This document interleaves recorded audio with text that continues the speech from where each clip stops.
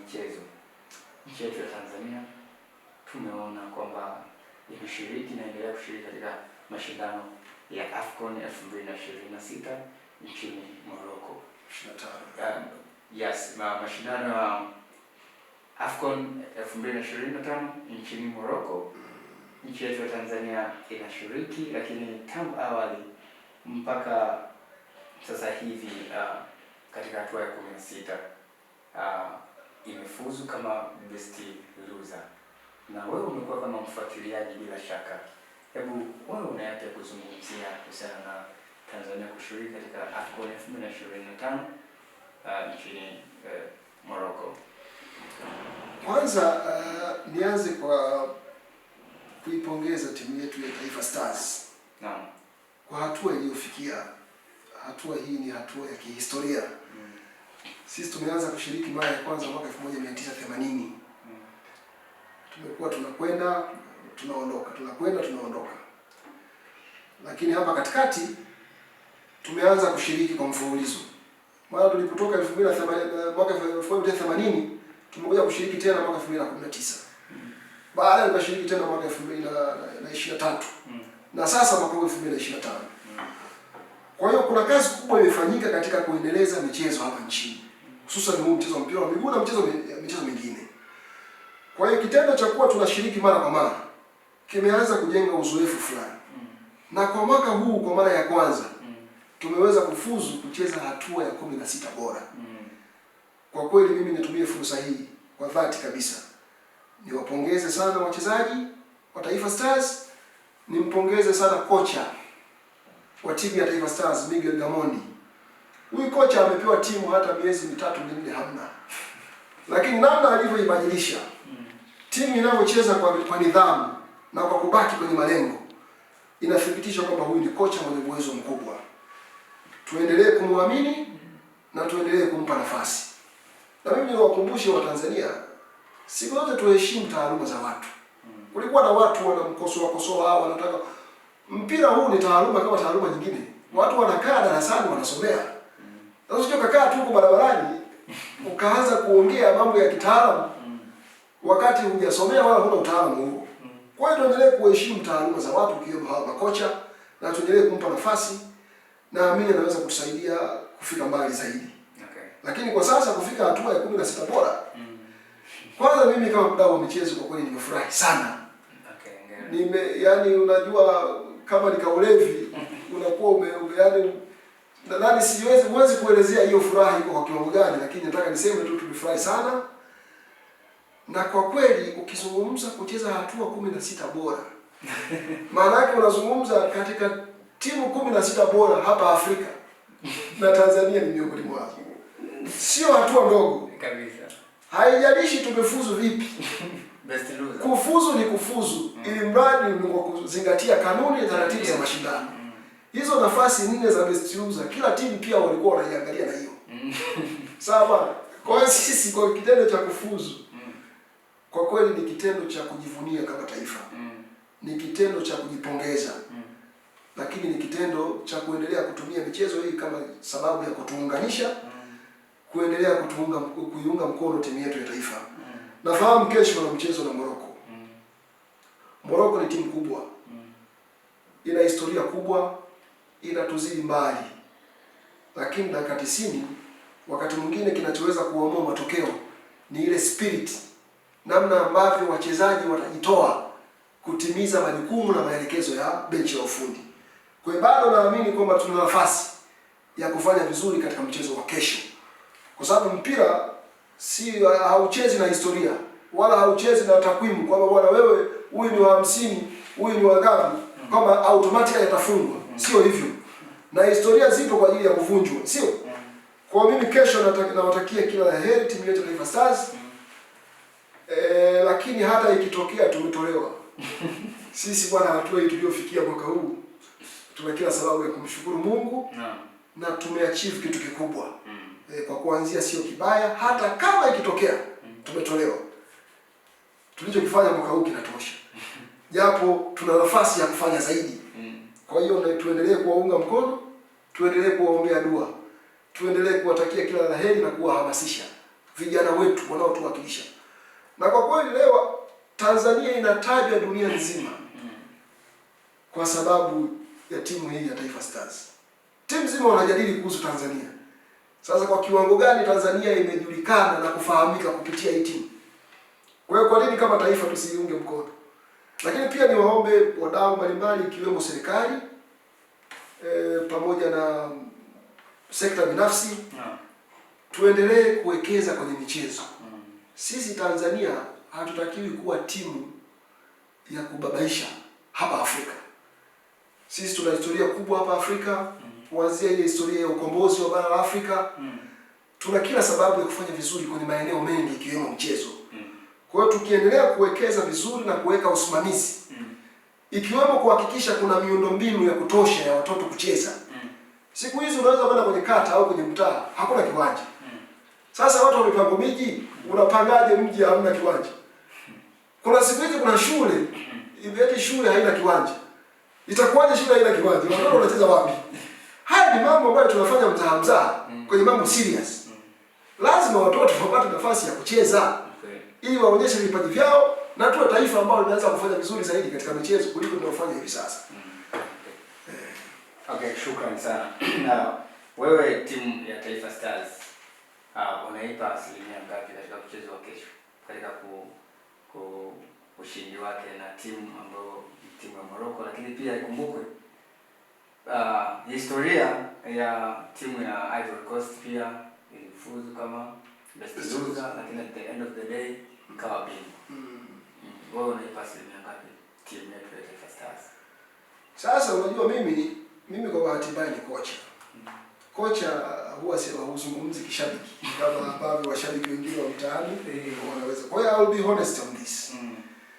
To be honest, uwezekano wa Taifa Stars kushinda ni 40% kurudi chini. Sawa. Hauwezi kuvuka 40%. Lakini tunaweza kushinda. Isipokuwa kwa maana ya asilimia ulizoniuliza, mimi naipa Taifa Stars 40% ya uwezekano wa kushinda. Sio kwamba hamna uwezekano wa kushinda. 40% ni asilimia nyingi sana. Kwa hiyo mimi naamini wale vijana wakijitolea uwanjani, kila mmoja, maana yake pale wanabaki 11.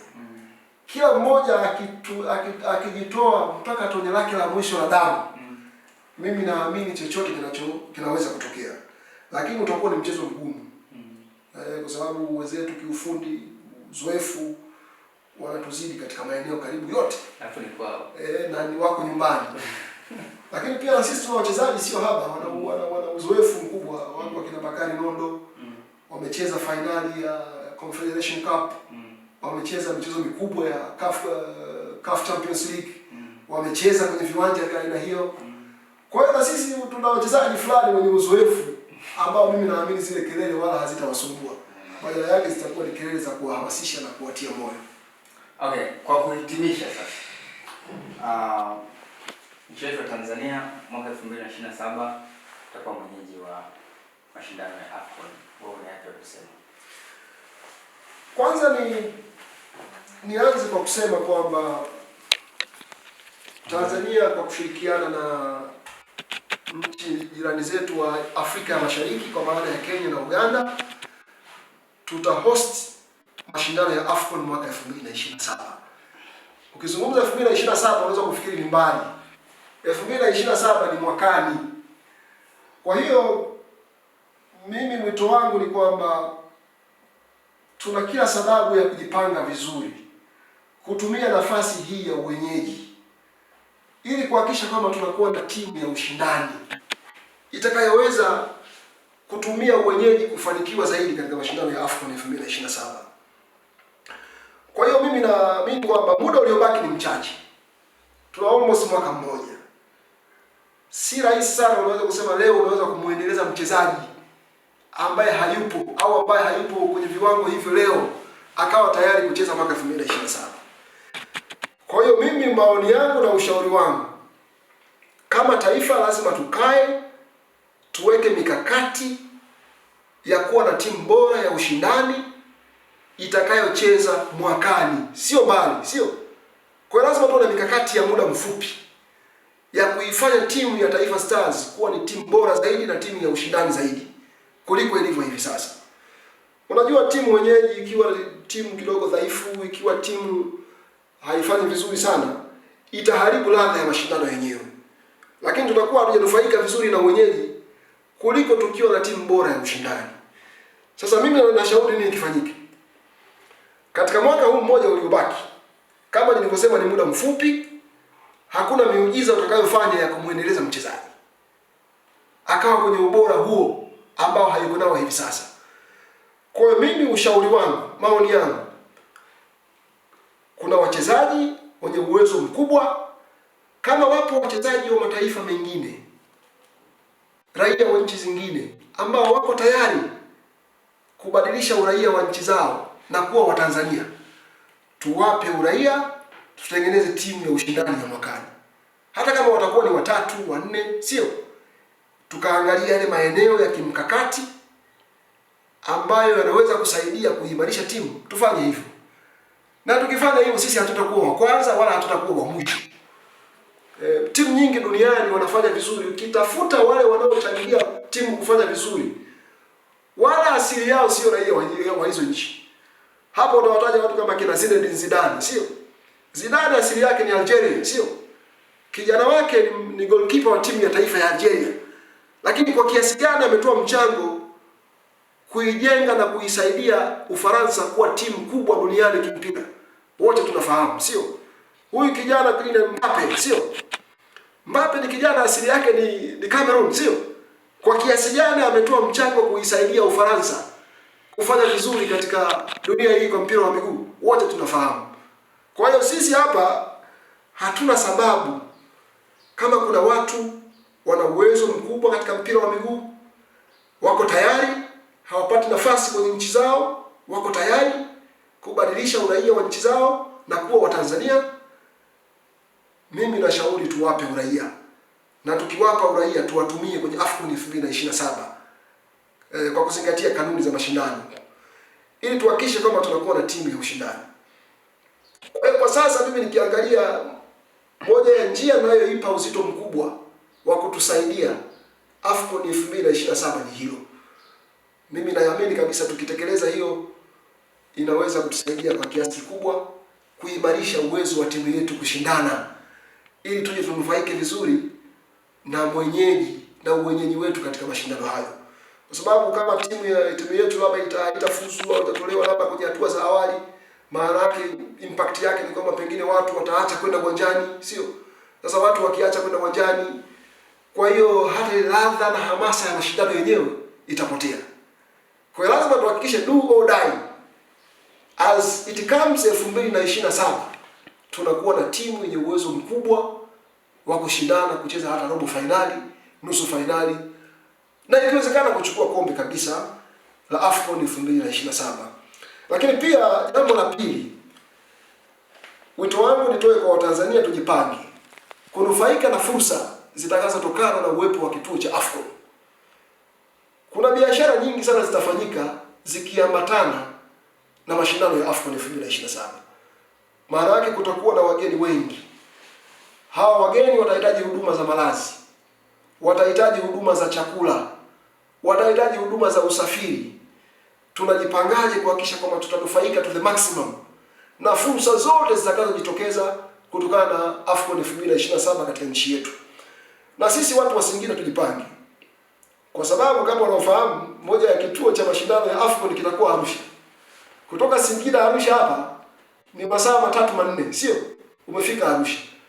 Tunajipangaje kuhakikisha kwamba tutahudumia kituo cha AFCON Arusha? Kwanza kwa kuhakikisha kwamba watu wanapata kuku wazuri wa kienyeji kutoka Singida, lakini wanapata mboga na matunda kutoka Singida, wanapata nyama ya mbuzi wazuri wa kutoka Singida, wanapata mafuta ya alizeti yaliyo katika ubora wa juu kutoka Singida. Kwa hiyo pia sisi watu wa Singida tusibaki nyuma. 2027 sio mbali. Kama sasa una kuku 20, hakikisha inapofika 2027 una kuku angalau 500, 600, 700, 800.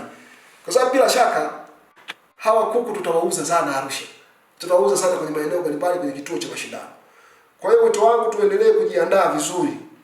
Hii fursa haiji mara nyingi. Sisi hatujawahi kuhost mashindano tangu haya mashindano yameanza. Hii ni kwa mara ya kwanza.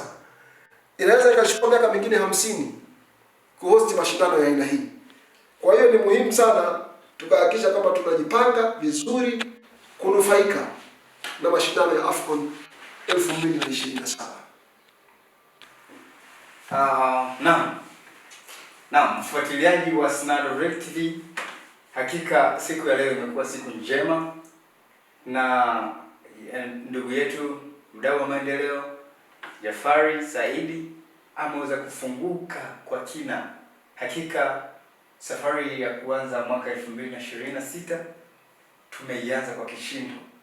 Mgeni ameweza kutuachilia baraka za kuanza mwaka kwa kutuambia mambo kuntu ambayo amejipanga, ikiwemo uzinduzi wa Jafari Saidi Foundation, lakini ametuambia kwamba namna walivyojipanga kuhakikisha anaishika jamii na inashika jamii mkono, kuhakikisha inapiga hatua katika upande wa kuihudumia katika sekta ya elimu, afya, mazingira na michezo.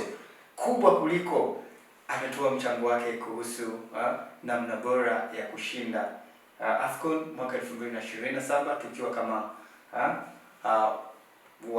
kama hosti ama waandaaji, kwamba ameshauri timu yetu ya Taifa Stars inaweza kusajili wachezaji, kuwapa uraia na hatimaye wakafanya vizuri kama ambavyo nchi zingine ama mataifa mengine yamekuwa yakifanya. Mpaka hapa ndiyo tamati ya kipindi chetu ama mahojiano yetu maalum kutoka katika studio za Snado Red TV. Mimi ni ripota wako wa nguvu John Hassan wa Snado Red TV. Tunapatikana katika mitandao ya kijamii Facebook, Instagram, X ama Twitter, lakini pamoja na TikTok na YouTube kwa jina hilo hilo la Snado Red TV.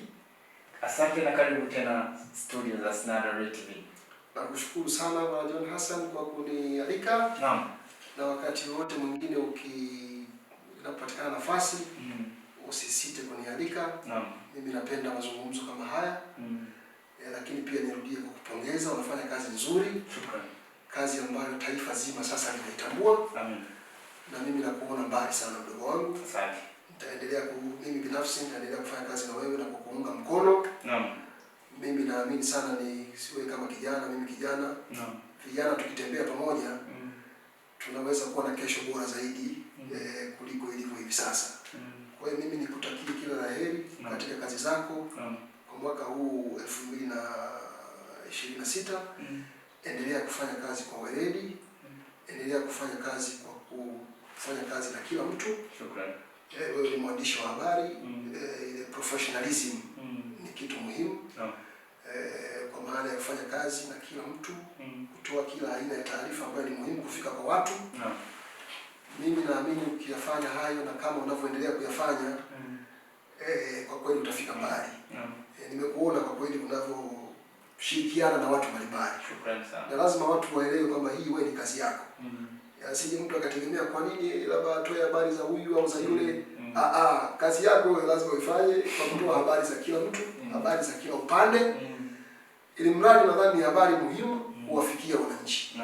Naamini eneo hili kwa Singida tulikuwa nyuma. Lakini wewe unatotoa kimasomaso. Shukrani sana. Lakini na vijana wenzako wengine. Amen. Endeleeni kufanya kazi. Tuendelee kutengeneza kesho yetu katika sekta hii muhimu ya habari na mawasiliano. Shukrani sana. Asante sana. Tulikuwa powered by Techno Tanzania, lakini Sangaro Glass and Aluminium, bila kusahau Royal Village Hotel, lakini pia Biosustain wanaopatikana kwa Singida Engineering. Shukrani sana.